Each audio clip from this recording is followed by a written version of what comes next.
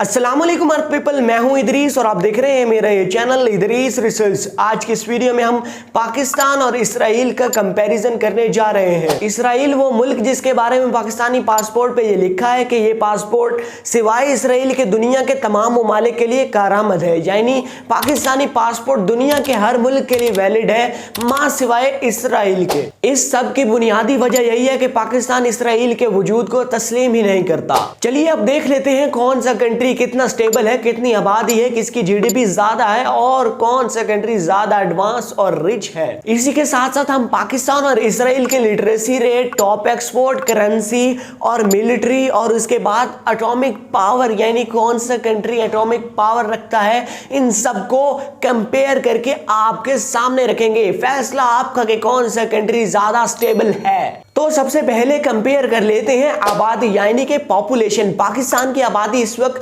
249 million है, जबकि अगर बात करें इसराइल की तो इसराइल की 9.73 मिलियन पॉपुलेशन है इस वक्त। बिल्कुल इसी तरह आबादी के लिहाज से पाकिस्तान दुनिया का 5वां बड़ा मुल्क है और अगर बात करें इसराइल की तो इसराइल का नंबर 98 है आबादी के लिहाज से। अब बात कर लेते हैं कैपिटल्स की। कौन नहीं जानता कि पाकिस्तान का कैपिटल इस्लामाबाद है और इसराइल का कैपिटल है जेरूसलम। इसी तरह अगर एरिया के लिहाज से देखा जाए तो भी पाकिस्तान बहुत बड़ा मुल्क है, यानी कि पाकिस्तान का एरिया है 7,96,095 किलोमीटर पर स्क्वायर। और अगर इसराइल की बात की जाए तो एरिया के लिहाज से इसराइल बहुत ज्यादा छोटा कंट्री है, यानी इसराइल का एरिया है 22,145 किलोमीटर स्क्वायर। इसी के साथ साथ आपको बताते चले कि पाकिस्तान 14 अगस्त सन 1947 को मार्ज़े वजूद में आया था, जबकि अगर बात करें इसराइल की तो 14 मई सन 1948 को, जिस दिन बरतानवी मैंडेट की मियाद खत्म हुई, तो नई यहूदी रियासत यानी कि रियासत इसराइल का बाकायदा तौर पर कुछ हिस्सों में आगाज हुआ।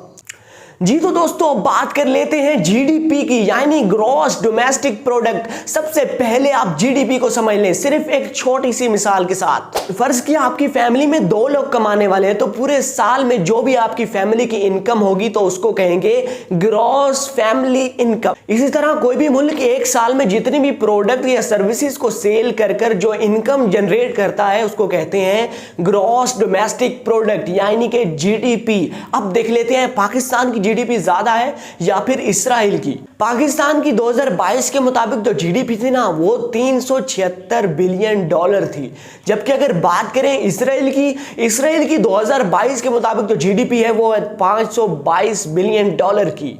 इस लिहाज से देखा जाए तो इसराइल एक छोटा सा मुल्क है, पाकिस्तान एक बहुत बड़ा मुल्क है इसराइल के मुकाबले में, लेकिन फिर भी इसराइल की जीडीपी ज्यादा होना ये इस बात को जाहिर करता है कि इसराइल एक स्टेबल मुल्क है, पाकिस्तान से बहुत ज्यादा स्टेबल। बहुत ज्यादा छोटा होने के बावजूद भी उसकी जीडीपी पाकिस्तान से काफी ज्यादा है। बिल्कुल इसी तरह अगर बात करें रिचेस्ट कंट्रीज की रैंकिंग में तो पाकिस्तान का नंबर है 132वां। अगर बात करें इसराइल का तो इसराइल का नंबर है 32nd, यानी कि 32वां नंबर है इसराइल का दुनिया के रिचेस्ट कंट्रीज में।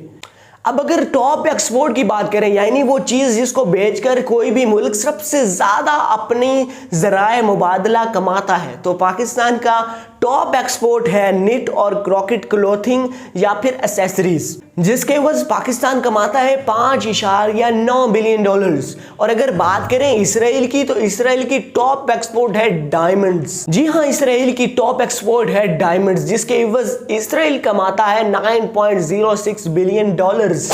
अब अगर लिटरेसी रेट की बात करते हैं तो पाकिस्तान का लिटरेसी रेट है 58% और इसराइल का है 91%। करेंसी की बात करते हैं, पाकिस्तान में चलता है पीकेआर यानी पाकिस्तानी रुपया और इसराइल में चलता है इसराइली शेकल। अब करेंसी किसकी ज्यादा होगी आपको बताते हैं। एक इसराइली शेकल इस वक्त पाकिस्तान के 78.77 पीकेआर के बराबर है, यानी पाकिस्तान के लगभग 80 रुपए और इसराइल का एक इसराइली शेकल।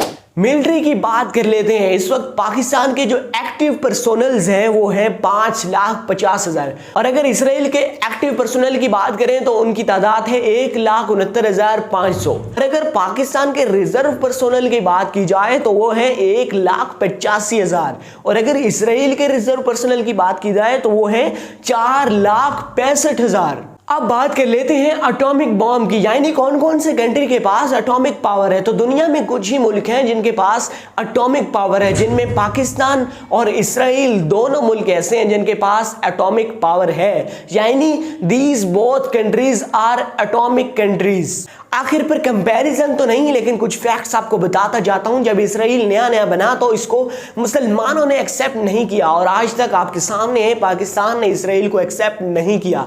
लेकिन बहुत से अरब कंट्री, जिनमें अब यूएई भी शामिल हो गया है, उससे पहले इजिप्ट, जॉर्डन, इन सब ने इसराइल को एक्सेप्ट कर रखा है। अब आलमी प्रेशर पाकिस्तान पर है कि वो इसराइल को एक्सेप्ट करे, लेकिन इस वक्त तक पाकिस्तान ने इसराइल को एक्सेप्ट नहीं किया।